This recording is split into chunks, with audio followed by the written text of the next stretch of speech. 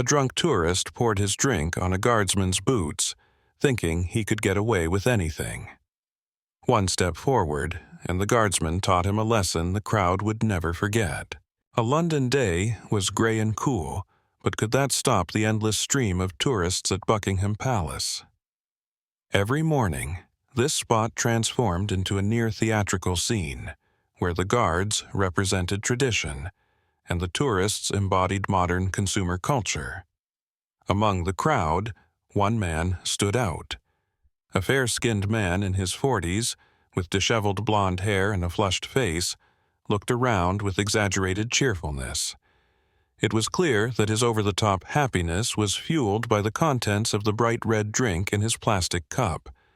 His blue jacket looked like something he might have found under a park bench, and his wrinkled white t-shirt and jeans spoke volumes about his lack of self-respect, let alone respect for others. At his post, standing still by the gates, was a guardsman, a fair-skinned man in his 30s. He wore a flawlessly ironed red uniform. His bearskin hat towered above him, adding to the majesty of his already imposing presence. His blue eyes stared straight ahead, and his face showed perfect composure despite the hustle and bustle around him. But the tourist was bored. He clearly hadn't come to admire tradition or discipline. To him, the guardsman was just part of a show that he believed was obligated to entertain him. "Hey, Mr. Hat," he suddenly shouted, taking an unsteady step forward. The crowd, absorbed in their own affairs, fell silent. For a moment, tuning into the man's brazen tone, the guardsman didn't flinch. His stillness seemed to say, "I'm above this." The tourist, of course, didn't get the hint. "Are you even alive? Smile for once," he added, waving his cup around so that bright red drops spattered onto the pavement. Someone in the crowd chuckled quietly, but it was clear that not everyone found it amusing. The crowd began to whisper. Someone pulled out their phone to record the scene. Others, on the contrary, looked outright offended. "That's just too much," an elderly woman said softly to her companion. But the tourist didn't notice. He was in his own universe, where everything revolved around him. His audacity grew. He stood so close now that only a few steps separated him from the guardsman. The cup in his hand wobbled, and more red liquid spilled onto the ground. "Seriously? You're not even going to blink? You're just here to entertain us. That's your job," he yelled, looking directly at the guardsman. The guardsman, like a statue, remained unmoving. His back was perfectly straight, and his jaw was tense. He seemed to be saying, "Try all you like, but I won't break."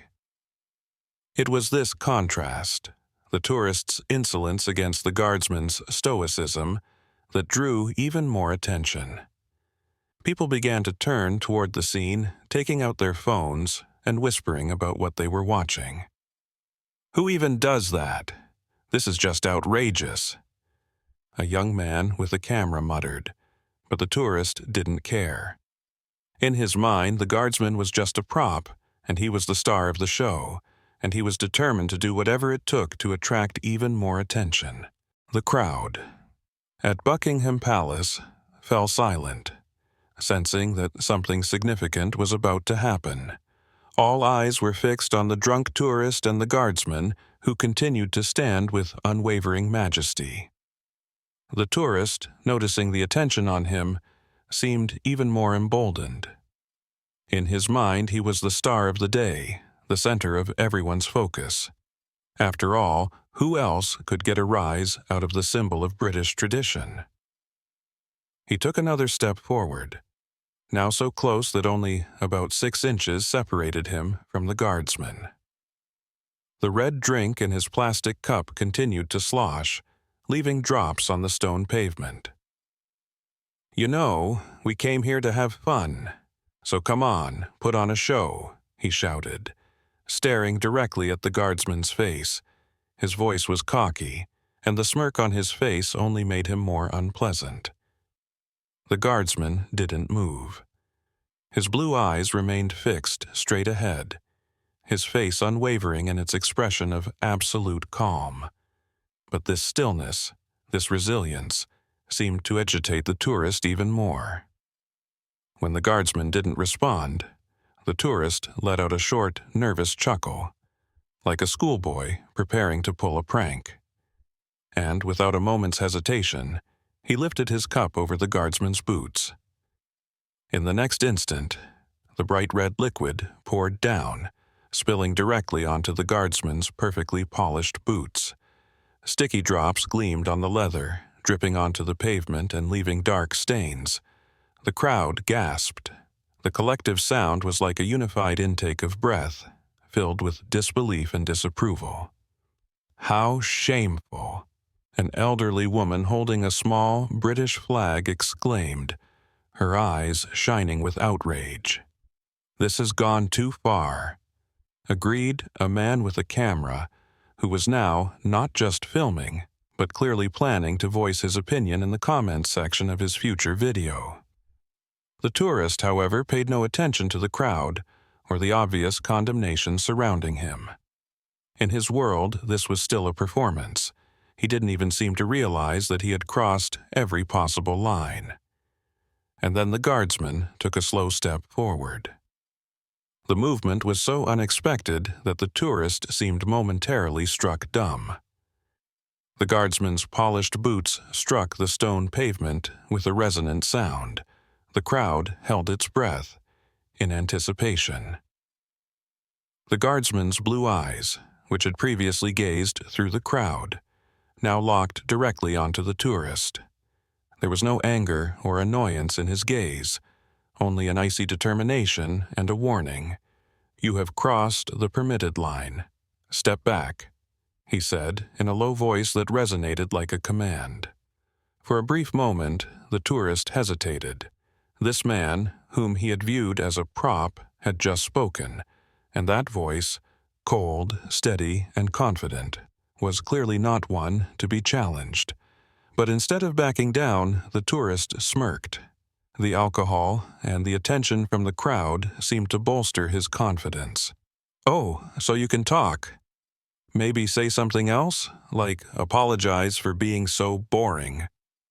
His words were so absurd that a lone chuckle escaped from the crowd, but most onlookers were clearly no longer amused by the tourist's behavior. "This is just embarrassing. He's doing this on purpose," a woman with a child whispered angrily. The guardsman remained still, but every muscle in his body seemed poised for action if the tourist decided to push further. The crowd held its collective breath. The tension in the air was palpable. The tourist, however, seemed oblivious to the reality of the situation, or perhaps he simply refused to acknowledge it. In his mind, he was still in control. After all, in his world, a world of arrogance and complete lack of respect, anyone in uniform was there to entertain, and he, the tourist, had rights. But he had gravely underestimated the man standing before him. The guardsman, who had been targeted by the brazen tourist, didn't let a single emotion cross his face. With majestic calm, he adjusted his bearskin hat, as though no sticky liquid had just been poured on his gleaming boots, but his next step forward made the crowd hold its collective breath. It wasn't just a step, it was a silent response full of dignity and an icy warning. His shiny boot hit the stone pavement with a resounding thud, and even the most amused spectators realized the jokes were over. The tourist, who moments ago had seemed so sure of his role as the master of the situation, began to back away. But in his unsteady state, holding an empty plastic cup, that was easier said than done. He stumbled over the curb and fell to the ground with a loud thud, the same drink he'd poured moments ago now soaking his back and pants. The crowd erupted in laughter. It was loud, sudden, and unequivocal. "Serves you right," shouted one young man, holding his phone up to record. Others clapped, clearly relishing the moment. But that was just the first act of retribution. From behind the barriers, palace security quickly appeared. Their crisp uniforms and serious expressions instantly brought a sense of official gravity to the scene. One of them, a tall man with a steely expression, approached the tourist who was still struggling to get up, tripping over the wet curb. "You have violated public order," the guard stated firmly, looking down at the tourist. His voice was quiet, but that only made it more intimidating. "Come with us." The drunk man blinked, struggling to grasp how this scene had suddenly shifted from being a show for him to a situation where he was the main villain. He began mumbling, likely pathetic excuses, but his words were drowned out by the approving murmurs of the crowd. "Finally, someone's taking him away," said an elderly man in a hat standing near the barrier. "Yeah, it's about time he learned a lesson," added a woman holding a child. The tourist, oblivious to how ridiculous he looked. Soaked, red-faced from alcohol, and holding an empty cup, tried to lift his head, but was promptly lowered again. Security guards took him by the arms and escorted him toward the exit, their movements accompanied by the judgmental stares of onlookers.